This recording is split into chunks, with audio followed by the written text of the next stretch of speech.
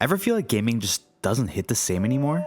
You could blame it on the quality of games, but I also think it's your fault because you got older.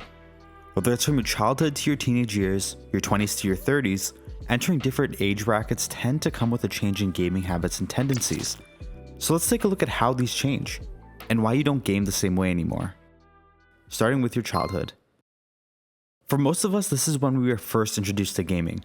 My first console was the Nintendo 64, and those are still some of the fondest memories that I have.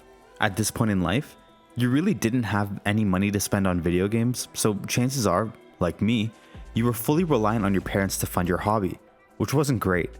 Gaming was looked down upon a lot more back then than it is now, and a lot of people viewed it as a waste of money. So in reality, the only time I'd get a new game would be for Christmas, and even that wasn't guaranteed. This meant having to get the most value out of every single game you had, which usually came by the way of replaying them over and over again. It's kind of wild to think about how much enjoyment a lot of us got replaying the same games. And if you were lucky, maybe you'd get the chance to head over to Blockbuster with your parents and rent out a new game for the week. The Mario and Pokemon franchises are huge hits among kids, and this still held true back then. I won't speak for everyone on this, but I was also really into racing games back then too. Playing Need for Speed Underground 2 was an unmatched experience back then. Or how about going to someone's house to play GTA because your parents wouldn't let you get it? If you had any friends or siblings nearby, then couch co-op games were so much fun. There's nothing like being huddled around the TV, playing Mario Party or FIFA. That being said, a lot's changed since I was a kid. Online games were just picking up by the time I was almost a teenager, so a lot of my interests were in single player and co-op games. Now, the whole gaming landscape's changed. With the introduction of gaming YouTubers and streamers, whole communities have now formed around these games on a scale like we've never seen before. We've also seen the start and rise of some of the most popular games to ever have existed. When you factor all this in, it's no wonder why kids are gaming online at younger ages than ever before.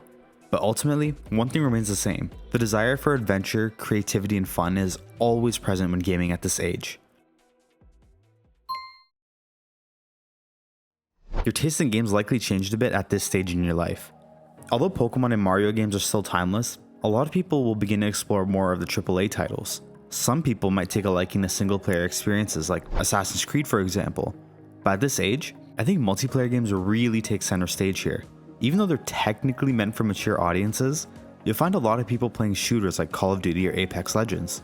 Games like Halo and Battlefield 3 were huge when I entered my teenage years, and I honestly think this was the peak era of first-person shooters.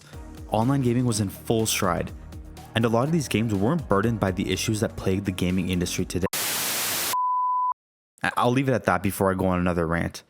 During your teenage years, hormones are all over the place, not to mention the overabundance of immaturity coursing through your veins. I say this because there's a chance your trolling was at an all-time high during these years.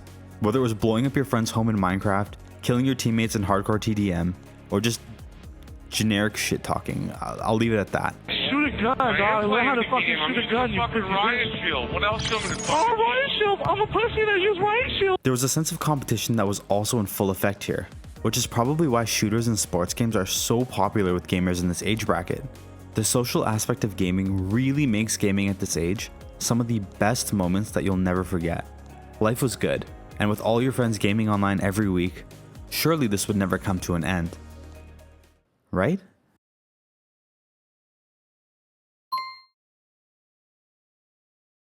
Your 20s are an important phase of your life for many reasons. College, career, family, there's plenty of different life paths that you can take during this time. But as it pertains to gaming, this is also a rather pivotal point. Unfortunately, this is the age range where a lot of gamers will stop their hobby either due to a lack of interest or because of life getting busier. This is sad to say, but chances are you'll play your last game with your friends and you won't even know it. I was actually really lucky that the world shut down in 2020 because it gave my friends and I the chance to pick up gaming again. I was reminded of how much fun gaming could be, and more importantly, the social aspect that online gaming provides. Even after moving away from home, gaming can still allow friends to stay in touch without resorting to a mundane phone call. And although I'm still in my 20s, I can say that life does prevent me from gaming as much as I'd like to, but I still do make time to enjoy a session or two every week. On the bright side, it does mean that it takes me longer to finish single player games, which means the start of a gaming backlog that I can always go back to when I need a new game to play. With a bit more money in your pocket now, you're also able to buy the games that you really want to play. But if you're like me, then you're also way more stingy with your money, at least when it comes to buying games. Spending your hard-earned money on a video game just to find out that it's a buggy mess is so unbelievably frustrating. On top of that, you have so many things demanding of your time and money, whether it's your partner, your kids, pets, your job. There's so much going on during your adulthood that requires gaming to understandably take a back seat. So if you only have a limited amount of time to play per week, you're going to want to make the most of it. You want to settle down, load up a game, and play.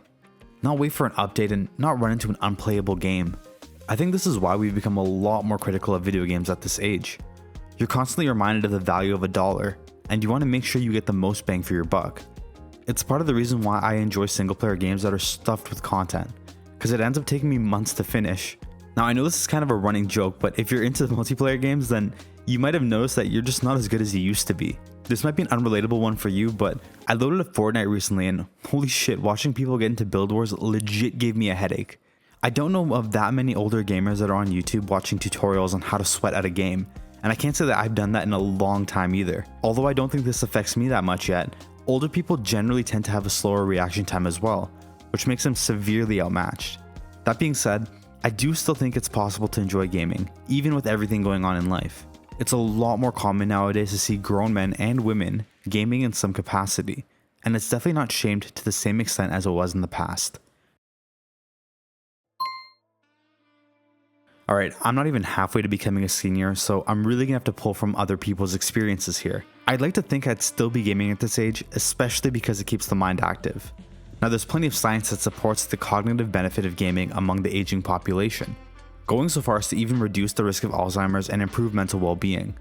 That being said, I don't think it's a coincidence that games that are more puzzle solving and strategy based are pretty popular with older gamers.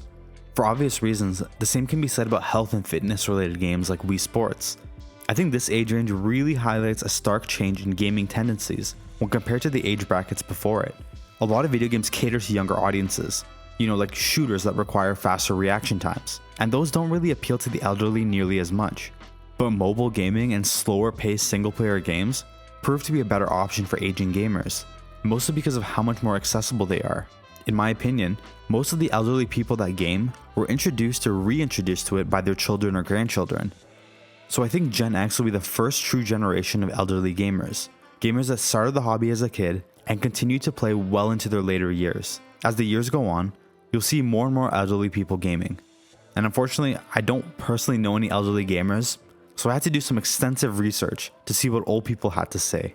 Do old people over 65 play video games? Absolutely. They also play D&D.